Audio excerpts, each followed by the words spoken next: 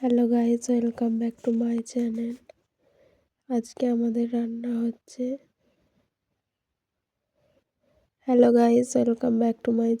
আজকে আমাদের রান্না হচ্ছে রাইস আর চিকেন। এখানে দেখো ভাতটা ফুটছে, সমস্ত কিছু কাটাকুটি হয়ে গেছে। এখানে আমার মেয়ে বলছে যে রাইস হচ্ছে। এরপর দেখতে পাচ্ছ আমরা রাইসের জন্য বিম কলাইটা, গাজরটা, সব কিছু যা লাগে সেগুলো ভাজতে দিয়ে দিয়েছি।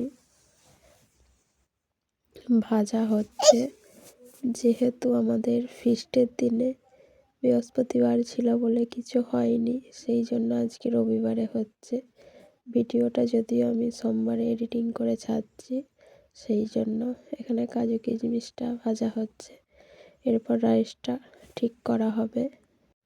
রাইসটা ঠিকঠাক করার পর ভালো করে মিক্স করে নেওয়ার পর দেখতে পাচ্ছ ওপর দিয়ে আর একটু ঘি ছড়িয়ে দিচ্ছি। নুন, চিনি সমস্ত কিছু দেওয়া হয়েই গেছে। এরপর আমরা কিছুটা পাঁপড় ভেজে নেব, যেহেতু পাঁপড় ভাজাটা আমাদের ভালো লাগে সকলের, সেই জন্য।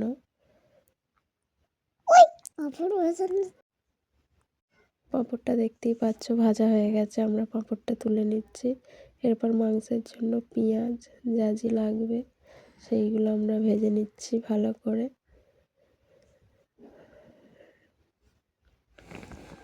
সব কিছুই দেওয়া হয়ে গেছে।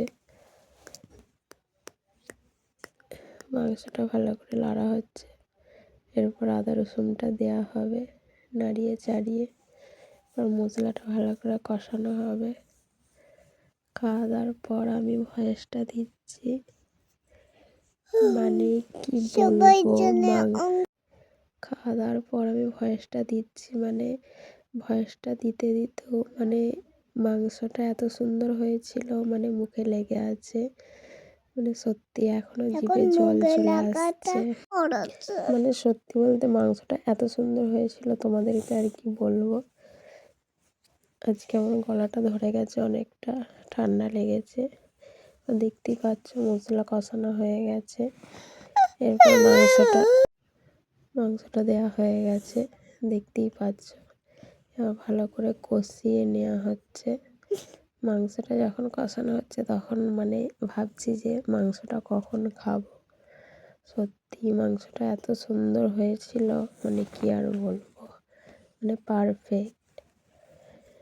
পারফেক্ট বললেও কম বলা হবে।